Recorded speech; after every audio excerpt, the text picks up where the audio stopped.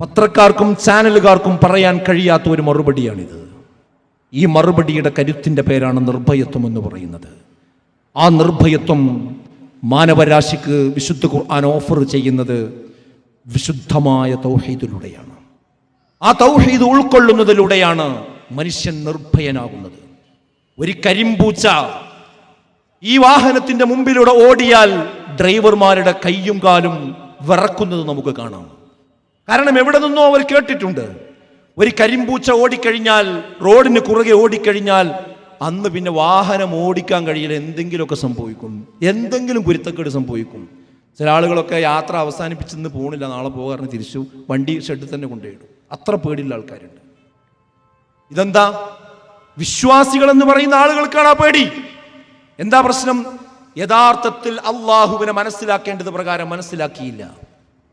ചില ആളുകൾ നിർഭയത്വത്തിന് വേണ്ടി, സമാധാനത്തിന് വേണ്ടി കയ്യിൽ ഏലസ് കെട്ടാറുണ്ട്. ആ ഏലസെങ്ങാനും ഏതെങ്കിലും ഒന്നൊരു സമയത്ത് അഴിഞ്ഞു പോയാൽ അതോടുകൂടി അവർക്ക് വെപ്രാളം വരികയായി. എന്റെ ഏലസ് കാണാനല്ല, അത് അഴിഞ്ഞു പോയി.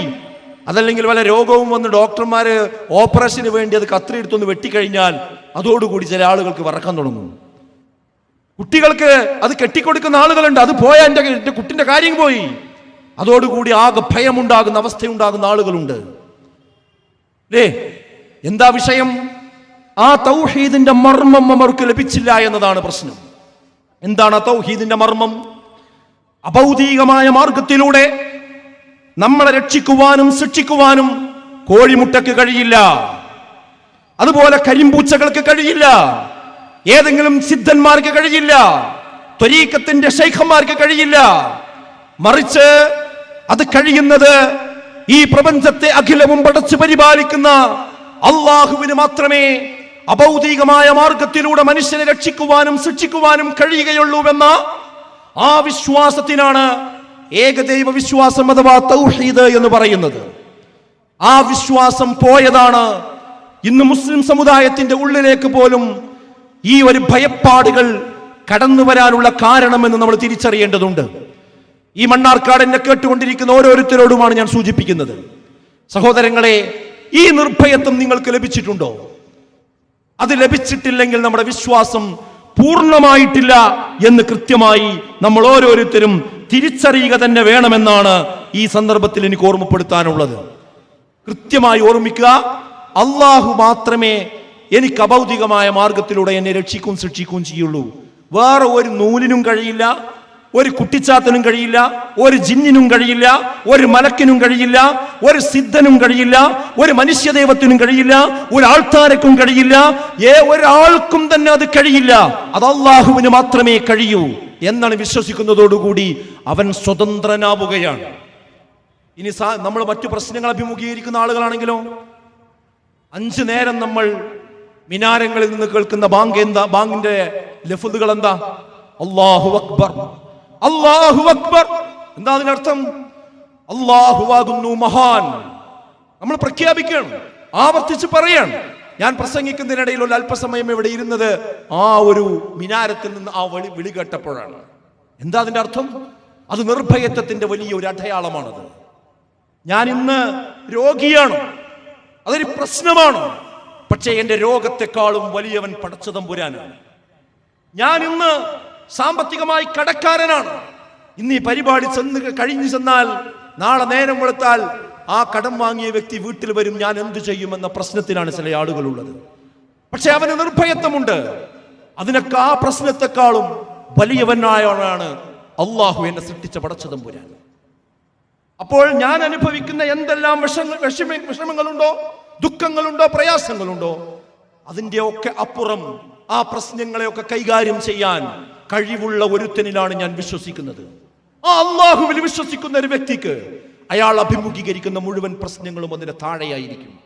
അതുകൊണ്ട് പരീക്ഷയ്ക്ക് ഒരു മാർക്ക് കുറഞ്ഞതിന്റെ പേരിൽ ഒരിക്കലും അവൻ ആത്മഹത്യ ചെയ്യുകയില്ല. കുടുംബത്തിൽ എന്തെങ്കിലും ഒരു ചെറിയ പ്രയാസം ഉണ്ടായതിന്റെ പേരിൽ ഭാര്യയും ഭർത്താവും കുട്ടികൾക്ക് വിഷം നൽകി ആത്മഹത്യ ചെയ്യുകയില്ല.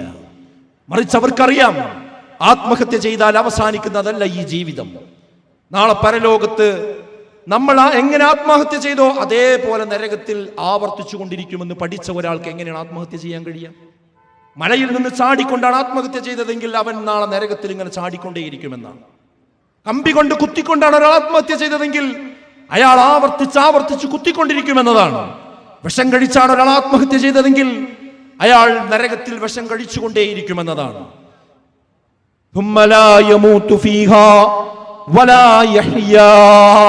അവിടെ ജീവിതമല്ല മരണമല്ല.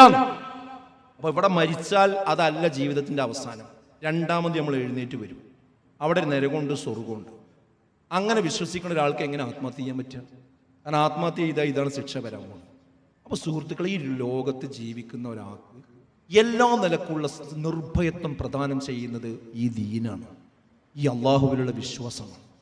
എന്നെ സദാസമയം കണ്ടുകൊണ്ടിരിക്കുന്ന ഒരു പടച്ചോണ്ടെന്ന് ഒരാൾ തീരുമാനിച്ചു കഴിഞ്ഞാൽ, വിശ്വസിച്ച് കഴിഞ്ഞാൽ, അയാൾക്ക് എങ്ങനെ ഇവനെ തെറ്റ് ചെയ്യാൻ പറ്റുക? ഈ മണ്ണാർക്കാട് അങ്ങാടിയിലുള്ള ഈ കടകളൊക്കെ എടുത്ത് പരിശോധിച്ച് നോക്കി നിങ്ങൾ. ആ കടകളൊക്കെ നിയന്ത്രിച്ചു പോകുന്നതിൻ്റെ മുതലാളിമാർ നിയന്ത്രിച്ചു പോകുന്നത് ഒരു ബോർഡുമേണ്. എന്താണ് ആ ബോർഡ്? ഇത് CCTV ക്യാമറയുടെ നിരീക്ഷണത്തിലാണ് എന്നതാണ് ആ ബോർഡ്.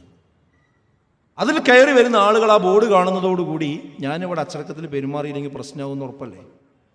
ഇതിലെ ചീറിപ്പായുന്ന വാഹനങ്ങൾ, ആ വാഹനങ്ങളുടെ വേഗത നിയന്ത്രിക്കാൻ എന്താ ഗവൺമെൻറ് സംവിധാനം കൊണ്ടുവന്നത്? ക്യാമറകളാണ്.